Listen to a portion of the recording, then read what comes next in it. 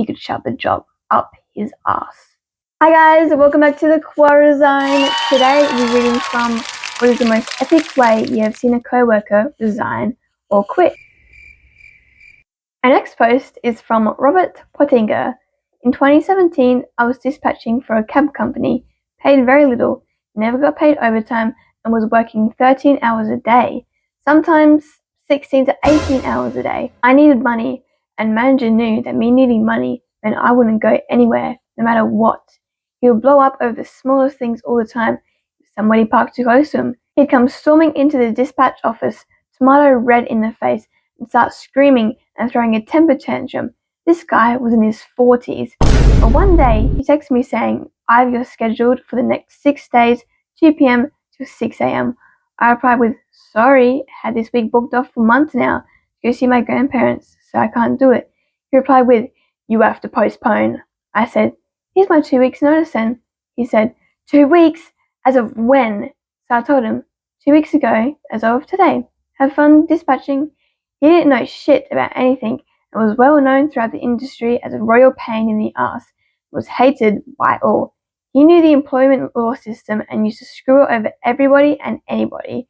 Now, at work, he was a dick and a half, but away from work, super nice guy, and honestly, kind of miss talking to him sometimes. Our next post is from Helene Meinhardt.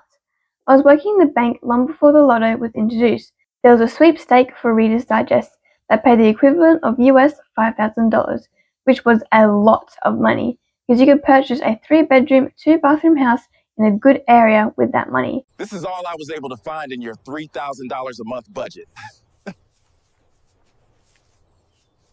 Back then, banks used to employ people who completed grade 8 for office work.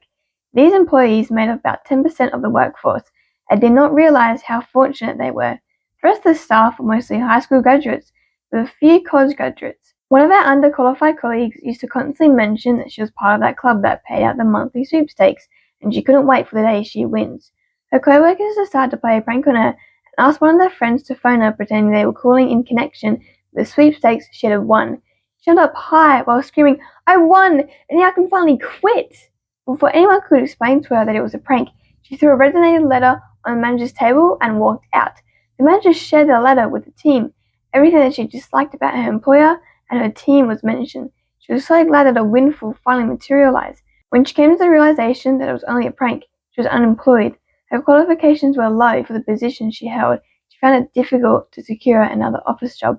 Ultimately, she had to settle for retail work. Not even the retailers were prepared to give her a good job. For the past 30 years, she's been frying donuts at one retailer. Our next post is from Gareth Lewis. He literally wrote his resignation on a cigarette packet.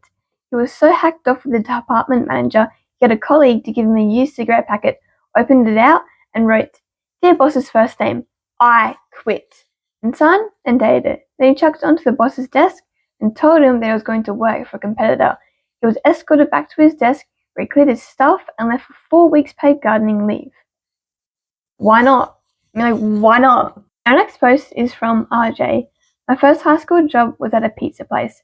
The owner was your stereotypical D-bag, complete with doing blow in his little office, screaming at 15 and 16-year-olds for making simple mistakes, and firing the manager because 2 staff started dating. She had nothing to do with it and didn't know. On one of his typical Friday night rants because things got hectic and his presence always slowed us down, one of the older staff, 19 I think, told him to go F himself, and then stopped at his station, cutting and boxing the pizzas as they came out, while tossing the 2 big knives for cutting in the garbage, then going into the walk-in cooler and dumping out the giant batch of sauce and storming out. That sauce getting dumped on the walk-in cooler reminds me of when I worked at fast food, and this wasn't on purpose. This was just by accident. We had, the sauces in the jugs, and someone would move something and that would get knocked over, and I opened up the door, and it just looked like someone was killed in there because it was blood. There was red sauce everywhere, and I was like, who the hell did this? And it was a horrible thing to clean up. Our next post is from Patrick Kavanagh. Not a co-worker, but something I did 52 years ago. I was working as a bag boy, shelf stocker, for a big box grocery store in central Canada. It was winter and there was a lot of snow in the parking lot. All the senior management had gone home for the evening and were being supervised by middle management tyrants. The store was very busy, and so the parking lot was congested with grocery carts left all over the parking lot. As part of the store policy, we were not allowed to wear boots while working, so I was wearing leather-soled dress shoes which are extremely slippery on snow. The tyrant was busy exercising his authority while having a conversation with one of his friends. I guess he was trying to show off. So now that I've set the stage, the tyrant sent me out to bring in some carts, in which was not a big deal as we had to do it at some point. However, the few shoes we were wearing made it very difficult to push any more than a few carts at a time through the snow. As I was struggling to bring in some carts, the tyrant decided to exercise his management muscles in front of his friends and told me if I didn't get my little ass moving, he was going to send me home. At that time, I was already working my bottom off. So when he said this, something inside of me kind of snapped. I went to the back of the store where our time clock was and punched out. I then grabbed my coat, walked up to the tyrant, and in front of his friend and in a not very kind voice told him he could shove the job up his ass. Epilogue. About a month later, the tyrant got fired because of the way he treated the employees, and over 20 years later, the store had changed owners several times, and I now lived in a different part of Canada. I happened to be buying some groceries in that store. The cashier recognized me and reminded me that she happened to be working that night and commented on the reaction of all the other employees who had been working that night. I'm not proud of what I did, but for some satisfaction when 6 years after my exit from that store, I hear my words on the radio in a song by Johnny Paycheck. Take this job and shove it. Alright guys, that is all from the Quora Zone today. I hope you guys enjoyed these stories. Let me know what your favourite story was in the comments below, and let me know your own stories in my email, which I'll put here. And don't forget to like and subscribe for more.